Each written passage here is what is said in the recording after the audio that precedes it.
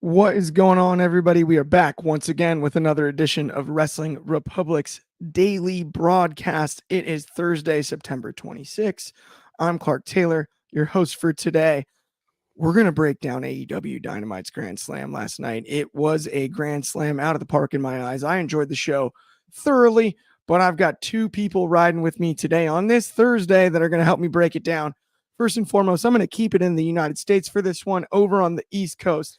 DMV, get your twos up for the Tuesday Night Delight himself. Shotty, what is good? America, America. What's going on, bro? God shed his grace on thee. Sorry. I'm good, man. You know, I'm back. Got my CEO shirt. Mercedes Monet doing beautiful media work out there. So got to show love to our CEO. I acknowledge my CEO. She keeps business running. And let's get into it, bro. We back. It's Thursday. We doing AEW Dynamite reviews without throwback, but it's all good. It feels familiar like to say the very least, Shot. It's like the good old days. 100%. We've already got numero one Superfly in the comments with hello. What's going on? Numero one. Thank you for tuning in as always. I'm gonna have to toss this one across the pond though this time because the third today is one of our AEW experts. Also, an esteemed reviewer over in the Scottish wrestling scene, heck, the global wrestling scene, host of the Soul Sessions.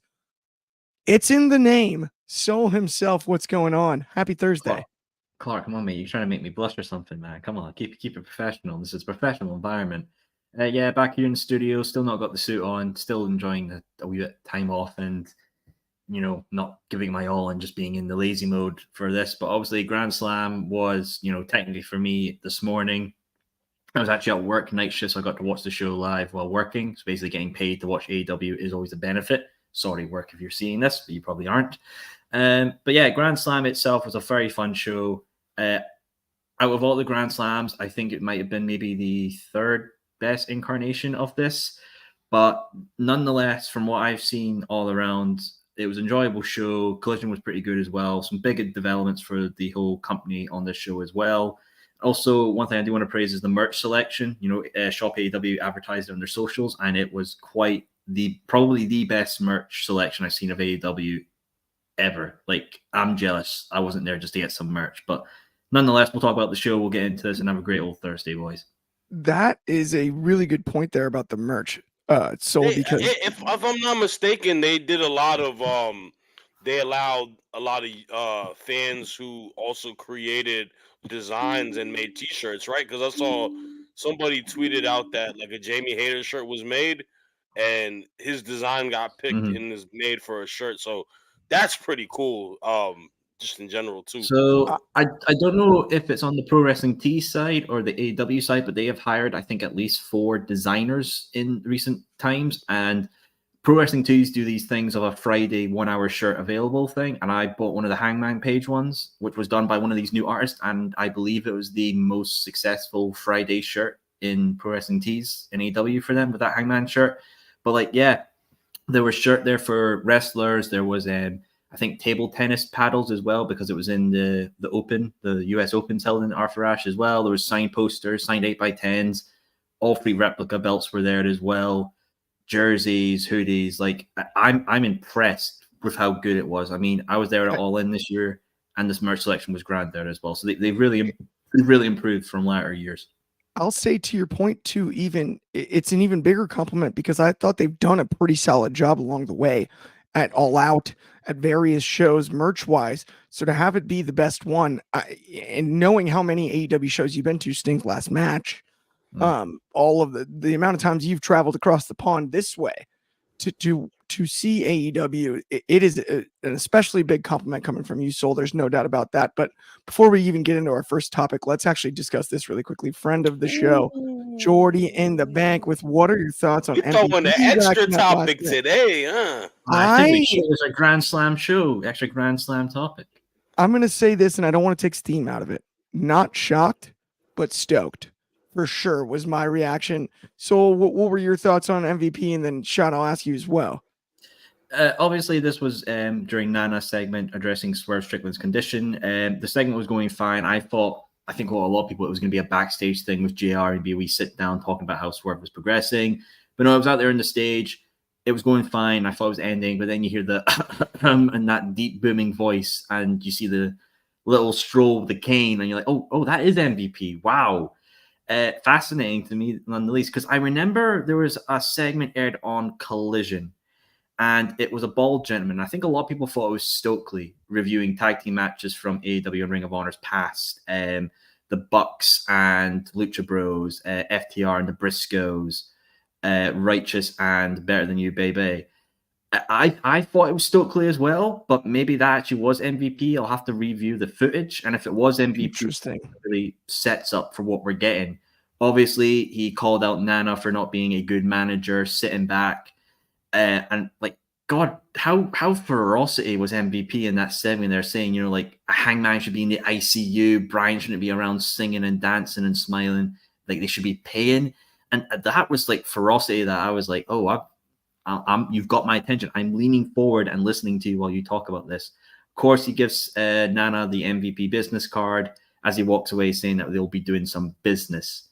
Obviously, I'm sure that a lot of people, links to Bobby Lashley and Shelton Benjamin. Shelton Benjamin's been a free agent for a while. Bobby Lashley's recently left the WWE. As the AEW guy here, these guys should be in the tag division, or if somehow Swerve comes back and he does what Hangman did to him, he comes back with more ferocity, maybe he banishes Nana, he works with MVP, Lashley and Shelton as a trios, because a lot of people will be like, no, put them in the main event, put them in the title picture with TNT, the International. Here's the thing, when you're hired, you are hired in what the booker wants you in that position, wherever they want you in a trios division or a tag team division or singles or main event. You will be hired for the role that best suits what you're needed for in the company. And I think someone like Shelton Benjamin and Bobby Lashley could do as beneficial things in the tag team division as well as single stars. Like there is no limitation to them. And I think they will be real fun. I think MVP as a manager is very, very good because in my humble opinion, I think AEW do managing a lot better than anywhere else. You got Don Callis, you've got Nana, you've got Alex Amarantes for the Lucha guys. You have great managers there, and it's also a lost art as well. Like, when's the last time that we've had an era of wrestling where all the managers are on that top level? But nonetheless, I'm excited what he brings. I'm excited for the management stuff too. Jordy added, so you're saying if not booked right, it could hurt the business. Got him. That's funny. I will say that is funny. I mean, personally, the way I look at it, obviously MVP is a businessman and his primary business is hurting. Mm-hmm. I'm wondering if this is the lead for him partnering with Swerve or him bringing in Bobby Lashley to show him what really tearing apart a division looks like. Shad, what are your thoughts on that? Business is booming, Clark. That's all I got to say. Let's talk about MVP first, and I'm gonna keep it brief as I can. MVP is one of the most underrated, underappreciated managers in professional wrestling in the last 5 years. You talk about the Hurt Business. They were running shop during the pandemic. They were one of the flyest, freshest, best factions on WWE, and that was during a time frame where we had the Bloodline. Unfortunately, for some dumb reason, it got stripped away from us, and it became a point where it wasn't salvageable. Bringing it possibly to AEW, you got my interest. I don't care what division, I don't care whatever title, it doesn't matter. If you have an opportunity to get someone like an MVP, you get him with all the ability that he has as a manager and all that he's done in this business. he only boosts your locker room and your company. Same with Shelton Benjamin, the most underrated professional wrestler of all time. Shelton Benjamin, may I add. Great call. One of my favorite wrestlers of all time, Shelton Benjamin. And then Bobby Lashley, who you and I are big fans of, right? But Huge. let's not even forget this. Say they don't even come into the picture. MVP tied with a lot of young, great talent on AEW to manage, and being a talking piece for him could be beneficial. But I'm hoping we see the Hurt Business or whatever they're going to be called in AEW. Like Rosario saying, I'm all in for a build up for Swerve and Lashley as well. Like that's a money feud, especially with the dynamic of a MVP and Nana tied to it. Like you can really create a great feud with that, and I got a lot of confidence it'll be a great feud because Swerve Strickland is one of the best storytellers in pro wrestling. So yeah, I was happy to see it. I think that's an outstanding call shot. I love the idea. We've got a comment over here on Instagram from Roll Tide 1990. He said, great job. Keep it up with the good work. Run the ball this year, guys.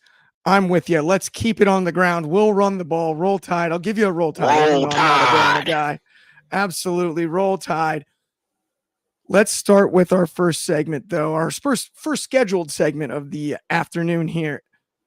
We've got the dream match. A lot of people didn't think this was possible for many years. Bryan Danielson and Nigel McGuinness, and they didn't make us wait, and I didn't have a complaint about that. I really like that they did not make us wait for this one. It was awesome. LaBelle Lock, shout out Judo Gene LaBelle, what a legend when it comes to combat sports. LaBelle Lock victory for Danielson, a classic between these two. Honestly, big ups from my end for Nigel McGuinness making this return after this many years. I get that he had the first match in the big scramble scenario.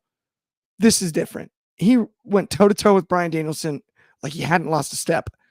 And one match does not do justice for knocking off ring rust, and there wasn't much. There was not much to complain about. If there was, it was easy to get my mind around it because it was just really, really cool in 2024 to see Bryan Danielson wrestle Nigel McGuinness on a big stage. Shad, I'm going to start with you. What were your thoughts on the match? Obviously, there's a lot down the road here for Bryan. Bryan's story is heated up. Mm-hmm. This was a box that needed to be checked. Nigel and Bryan, we got to see it, even if it is for the final time. Yeah, and this is the thing, right? I have no problems with how this storyline was kind of built upon in regards to them having a one-off, it being a big-time match, and it being a big-time moment. Obviously, we know this is Danielson's last year, and I'll get to my only frustration will be talked about in the main event, but in full focus in regards to these guys, they put on a very good match, and it's one of those situations where, as a fan, you are very excited and very happy to see it because you didn't think this was going to happen, right? Time is of the essence, and injuries are a real thing, and we didn't imagine neither of these guys would be able to wrestle for quite a long time.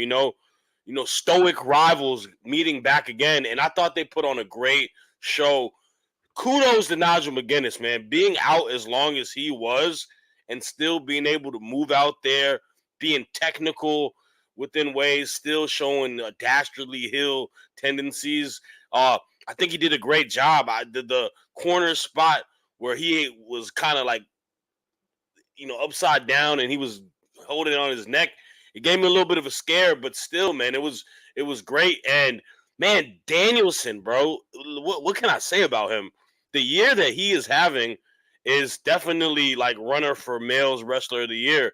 Like I don't think we're gonna get someone who's gonna be able to touch him at this point. He's starting to kind of run away with it pretty far distance because moments are important, and this was a moment for him. So it being the last hurrah for him, possibly, I'm totally cool with it. I thought they had a great match. I think they said that he said thank you as he had him as he was tapping out. That was so beautiful, man. There's this comment here from Numeral and Superfly, which is excellent match between Nigel and Bryan. Found it interesting that Nigel told Bryan, thank you. Was it thank you for giving me the match? just theorizing. Yeah, I mean, Yeah, I think it was a thank you, saying thank you for like making this happen and letting me have that one. You know that it's like, dude, think about it. You are a professional wrestler, and you for a long period of time, and that's kind of all you know, and it gets stripped away from you due to circumstances out of your control. You don't yeah, know if you can ever do it again. And being able to do that and doing it at a high, volume on a big time card like that's got to be a nice little fix. Even though it may be one match, maybe the last match he might do, who knows? But I can only imagine like emotions are running super high for him, and I yeah, love that. Even if it's like not a kayfabe thing, even if it's just a yes. real human interaction for him, that's so freaking dope, man. Not to add subtitles, but it felt like to me like a very much like thank you for giving me this feeling again. Mm-hmm. And it was beautiful. That's like what makes sports, pro wrestling, all of this so cool. And so you broke that down beautifully. Soul, I got to ask you about this match because again, it's a dream match. It's an ROH throwback. You were there at All In when Nigel returned initially. Did this deliver on your end as much as Shad and I felt like it did? This match wasn't for me. This match wasn't for the AEW fans. This match wasn't for the wrestlers in the back. This wasn't for the IWC. It wasn't even for Bryan. This match was for Nigel McGuinness. McGuinness had to stop wrestling back in 2011 due to many circumstances. You look at the Last of McGuinness documentary that he released, which followed like the last year of his career, and his last match was in America in front of 15 people. That's how his in-ring career was done. From being a former Ring of Honor champion, Ring of Honor pure, to being somebody that got a deal with WWE and lost it because of a shoulder surgery that he didn't even need, getting signed to TNA, having to change his name to Desmond Wolfe, and then getting released there because of circumstances out of his control. Being known as one of the greatest commentators in that role, but he never got his reward. He never got, for somebody who built this goddamn scene back in the early 2000s, being so influential with his strong style, his technique, and his mind and his attitude, he never got the send off. And that's one of the biggest vipers within professional wrestling, is that sometimes the best don't get the best way to go out. They don't go out in front of a glory. They don't go out with their best friend as their opponent. They don't get to go out in front of a raving crowd. Sometimes they end up going out in a gymnasium with 15 people. I am so goddamn happy for him to get this opportunity that Tony Khan and AEW allowed him, and he's physically healthy enough to return it All in Wembley Stadium to do that casino gauntlet match, then to get his match against Bryan, one of his most legendary opponents. Their whole Ring of Honor feud is a classic in itself, from ROH United in the UK with the unification match, or Nigel's time as Ring of Honor champion. He got what he deserved. And that thank you is to Bryan, because Bryan gave him something that he hadn't had before. And that was what I honestly think is an ending. Nigel got his ending. He got to have an ending. If this is the end of Nigel McGuinness' in-ring career, no problem with it. I'm sure he would be the exact same. It's glory. It's glory. He got to wrestle in America in a stadium with probably more people, triple or quadruple the time that saw these guys in Ring of Honor back in the day. There was iconic spots with the lariats, the bell lock, Bryan holding both his arms and swack him into the ring post to call back to the Ring of Honor days. This match wasn't for me. This match wasn't for the fans. This match wasn't for any special marks or IWC. This was Nigel McGuinness getting his well goddamn deserved reward of an ending. Yeah, just a swan song. I think you made a great point there. So I'm totally with you on that. It was beautiful from that perspective. And I think you broke that down perfectly. Let's talk quickly, though, about our friends over at Next Level. If you haven't already gone over there, download the app absolutely free. Go to nxconnect.me/Wrestling Republic. All of our content across all platforms linked all in one place. Super easy, no gimmicks. You can find all kinds of extra wrestling content, mostly ours. If I was you, I would stick with our content, but that's neither here nor there. Next Level, go check it out. Let's talk, though, about another match from last night. That's interesting. It's in the title here. let's talk about this tag match, Ospreay and Fletcher versus the Young Bucks. And while this match was electric, the title of this very show says, did we see the tag match of the year on Grand Slam? And my personal answer is no. But did we see a really high quality tag match?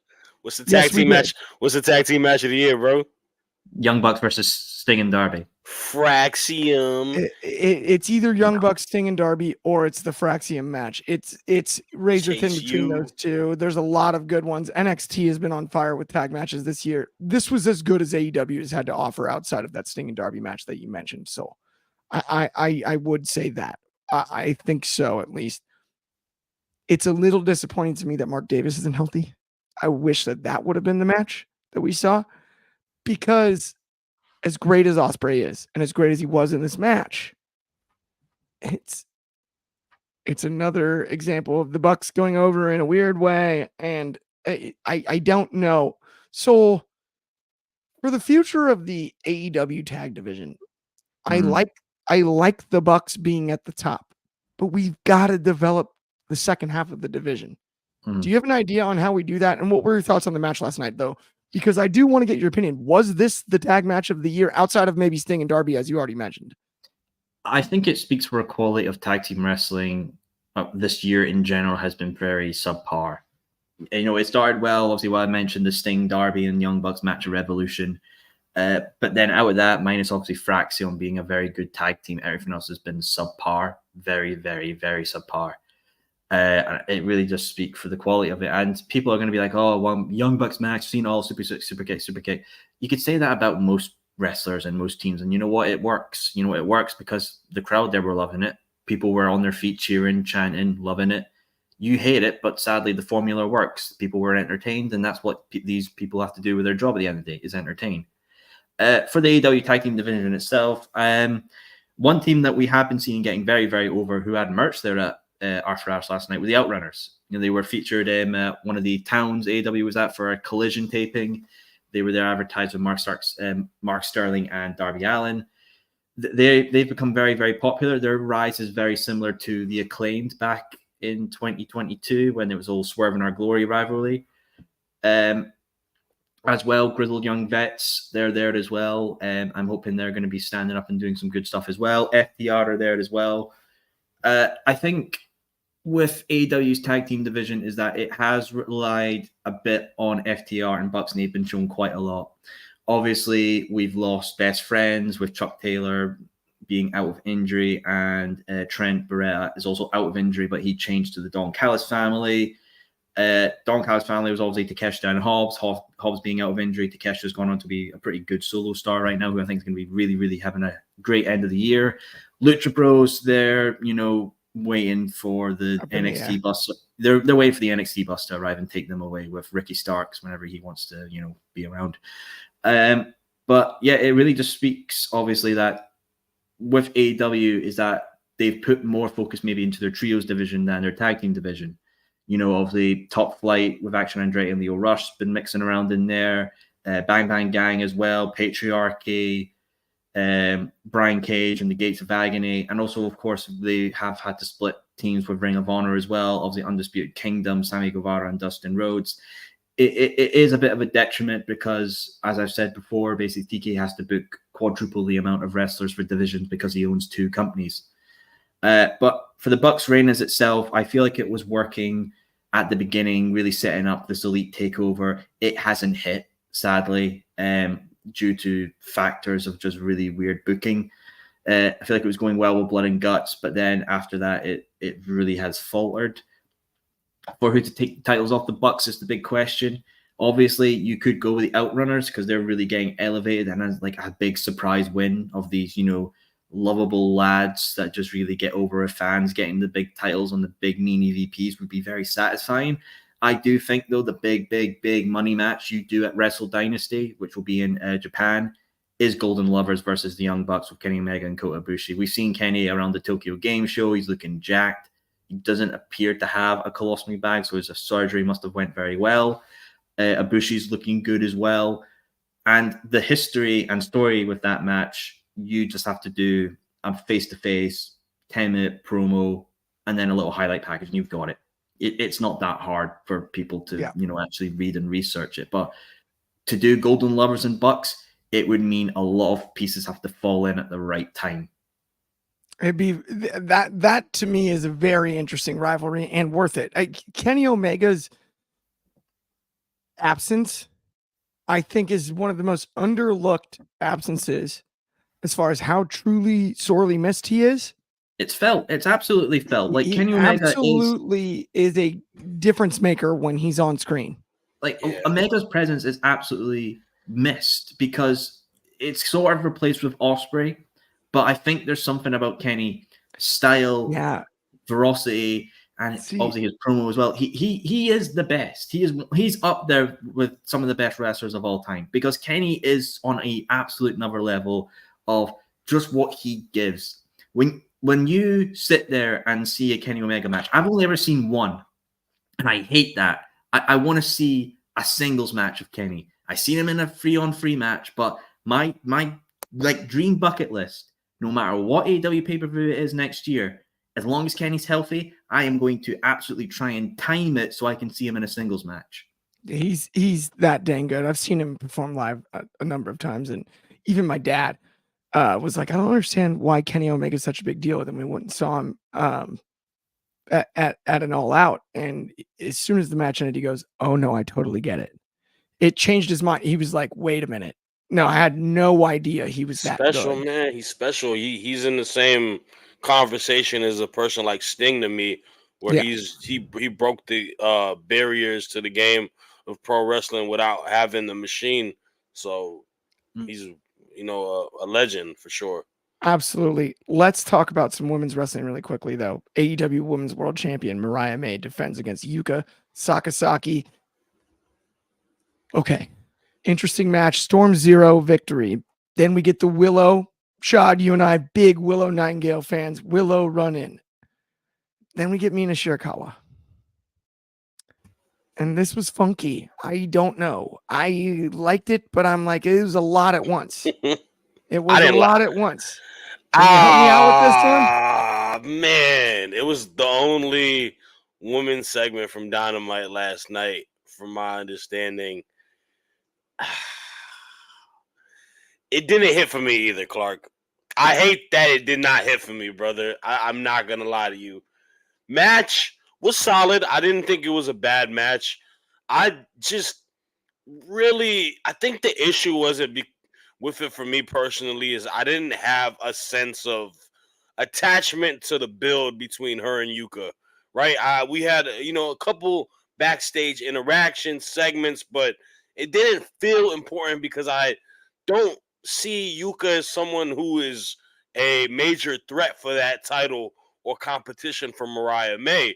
So, having that, I was like, all right, this is a opportunity for Mariah May to get a win. She got that. Heel tendencies, like you said, Storm 0, like everything was hitting for it. Hard hitting match also, but everything that happened after that, it just, like you said, it was a lot in a very quick spurt of a moment type of situation. And I feel timing, how you play stuff out, especially it being with Mina. I think Mariah and Mina is the big time storyline that we are going to be looking at next. Side note, Mina is going to be teaming with Toni Storm in Japan at Stardom, which also throws in a little, curveball. Maybe Mariah May pops out. I don't know. We'll have to wait and see. But for that to be her, return and them going face to face and everything with Willow and all that, I don't know. It just kind of jumbled and sped by a little too fast. I thought it was kind of booked a little weak. Now, let me say this, though. Obviously, we are going to be excited. We all love Mina, and I love the dynamic with her and Mariah May ever since they've been together in Stardom to what we see flourish in AEW. I think it's a great story to be told. Willow versus Mariah May has to be booked in position with care, timing, and all of that, because I think that can be the passing of the guard and one of the biggest women feuds that you can have in AEW history. I think those are the two best young women superstars that you have and that you can build as a backbone for your women's division for years to come. If I had to draft, and pick women on my roster from AEW, that's draft pick number 1 and that's draft pick number 2.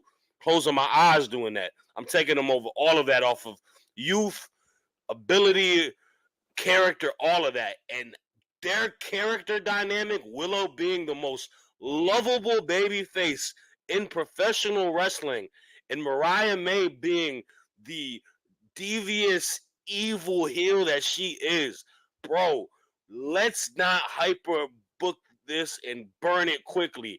Let's keep this to the side for a little bit and let's give this the time. Let Mariah May do what she got to do with Mina, and then let's revisit this because I'm telling you, dog, I'm not even trying to gas it up. I can see the vision of these two women having a monumental feud. You really kind of swayed me there.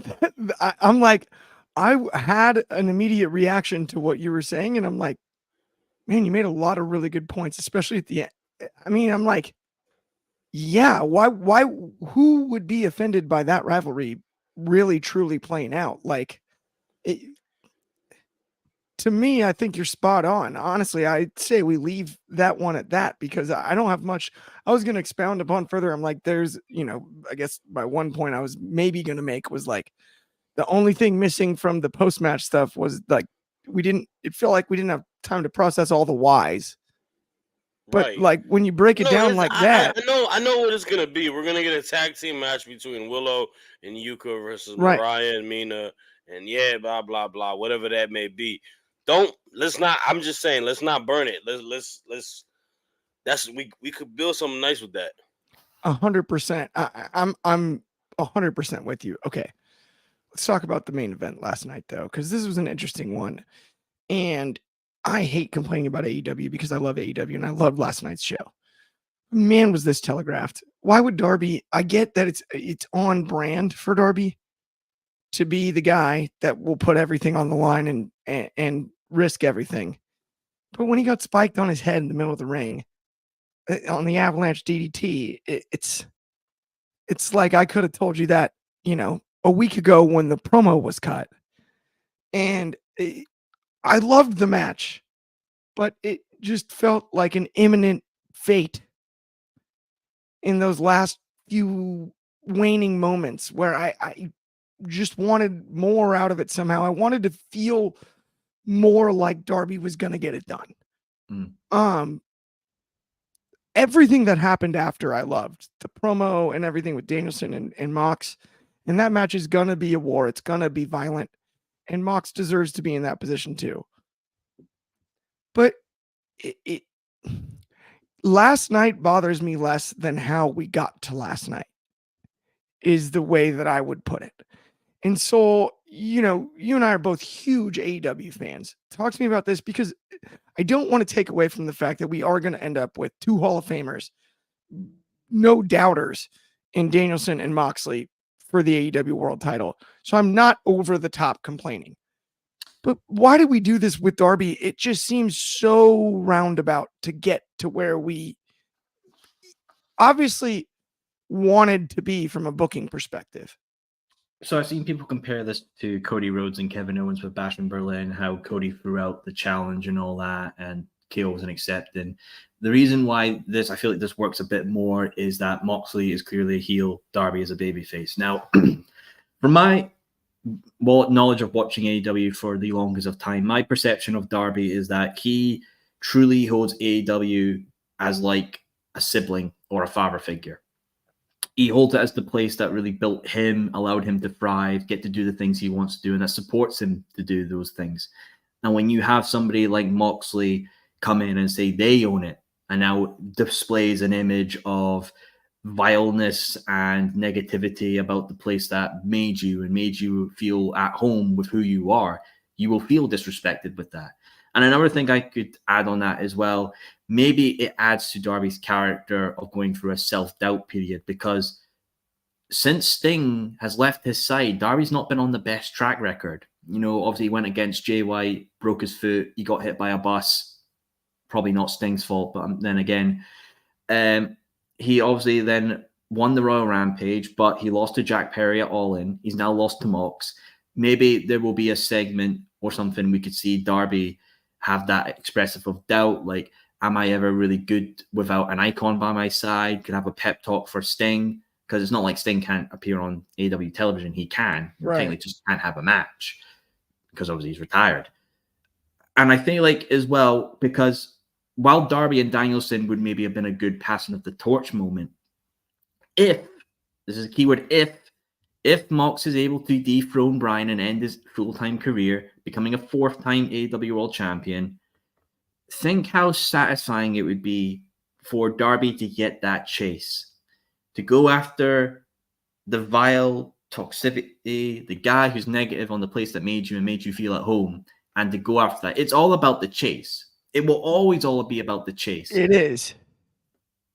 And to your point, Soul, that's why I'm sorry, I didn't mean to jump in on you here, but like you made me think of something, and I'm like, my only caveat coming out of last night was like, I don't really want Darby to be directly involved in Mox and Bryan. And based on what happened, why wouldn't he be? He lost his opportunity. He'd be upset. But the way you just broke it down, that wouldn't be the reaction. That makes a lot more sense to me. I didn't think of it that way. And you have, at this moment, then you have Darby chasing Mox down the road, as opposed to just being so upset that he somehow gets involved. I want him to, in a weird way, stay away. Well, if you think about it as well, Darby could, like, if obviously I said if Mox does finish Bryan's time with the title, you could have a bit with Darby going to Bryan and being like, I feel responsible for this. I led him to get to you. He got the hot shot, and this is all over you. Bryan could say, you know, it's just a factor of life. Paths change, directions change, and these destinations are not what you always want. But now there's a new path for you to get onto that road, chase up to him and run him off it, and lead it with your own passion and desire. It's not the end of the world, as some people are saying, and saying it's the worst booking decision of all time. No, I don't think it is at all. A bit convoluted. Yeah, absolutely. I've said that thing. Has AEW said it on television yet? No, I've just taken from what my perspective and what I would do with the book. But of course, it's whatever AEW will present in the TV. Look, 5th anniversary is next week. That's a big one. We could get a Mox and Danielson segment. We could get something with Darby and Sting to celebrate the times. Like, I know it's a bit convoluted. I think you broke it down really well. Like, I'm saying, we've seen this kind of similar thing happen with Cody and Kevin Owens, and they're in an absolute fine position. It will be fine. Relax. It will be fine. Take a bath. Actually, shower. Wrestling fans, come on, Sting. Let's get Shadi's thoughts. Number one Superfly over here, guys. I can almost guarantee John Moxley will defeat Bryan Danielson at Wrestle Dream because BCC will own Shane McMahon, as Shane now owns AEW. He got us all the way there. I don't know if he can with the EVPs and not have the EVPs aligned then with the BCC. Now we're all speaking of convolution. But Shad, I got to get your thoughts on, obviously, Moxley taking the spot from Darby. And if you agree with Soul, which I actually really do, the route now is you work your way back around to Darby fighting against Moxley taking his opportunity. When has that ever happened for Darby? I know. This is Darby's role. Darby, in the words of Red Fox, you big dummy. You big dummy. What are you doing? You got to work smarter, not harder. You had the golden ticket, and you let pride, you let a point to prove go against somebody who had a whole new faction with him and all that.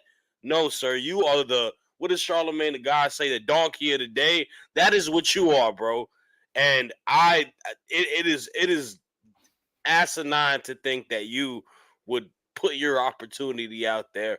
And I unfortunately saw this coming. The writing on the wall was Moxley versus Danielson happening. I don't know. Is he putting his career on the line again? I'm not sure. If that happens, I think that's dumb if he loses it to Moxley at Wrestle Dream, to be honest with you. I don't care because, in my opinion, here's the thing, bro. I don't think Danielson needs to retire just yet. I think he can do it in a more big-time moment, whatever it may be, but that's neither here or there. Darby Allin versus Bryan Danielson in Washington State would have been a big-time championship match. This guy earned an opportunity for a title match. He was in a multi-person match and got that opportunity. If we're going to criticize dumb stuff like when Otis went against The Miz and lost his briefcase, right? Like, these are the type of situations that just don't make sense. I don't care if he's a babyface with a big heart that's going to go against these bad guys. No, dude, you don't get a lot of opportunities for the championship. And just off of logic, it don't make a lot of sense. But it's more frustrating because I don't understand. I know he's one of these like Jeff Hardy kind of guys that is an incredible dance partner, will make anybody look good because he's gonna put his body on the line to sell for you and whatnot. But Darby Allin is one of the most loyal MFers out there. You should be building a house for him to get an opportunity to be a champion. Like, and that's kind of where I get frustrated. I don't know when he's gonna ever get a title, and I doubt they're gonna build him up for that. He's just one of these guys that gonna make someone else look good. I think you made a really good point there, and it feels a little bit like stat padding, because now next time you have a Royal Rampage or whatever you call it, you can say that Darby's won it.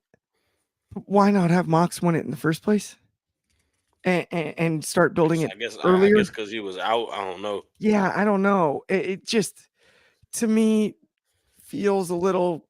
It was a tough road to get here. I think the future is bright. I think they made the right decision by doing what's been done. Oh, we'll have to wait and see. Obviously, if that's the route that we go to, I'm cool. That's fine. You know, if it eventually lets him get on top, I'd be the happiest man in the world. But I don't know if that's gonna happen. I feel like everyone's eyes are on Danielson versus Moxley, which I get it, right? That is probably the bigger match because of the storyline of from where they started together. Within, BCC, when Regal was running shop to where we are now and them kicking them out the whip. I get it. That makes the most sense. I'll say this quickly as well. The thing about Mox in AEW, there's only 4 people to have pinned him in the ring. Ray Phoenix, Punk, MJF, and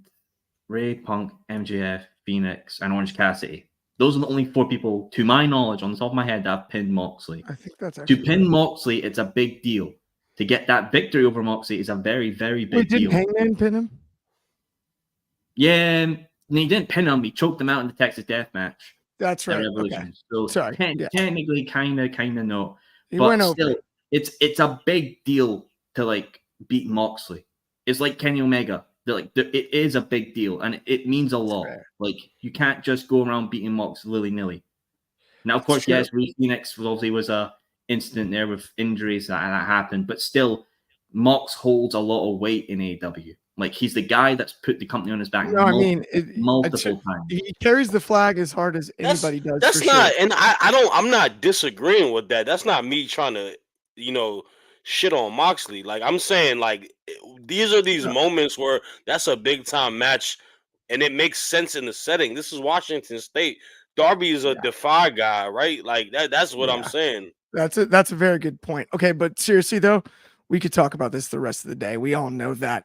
That does bring us to the end of the show. Thank you everybody that tuned in on behalf of me, Clark Taylor, Soul, and Shad.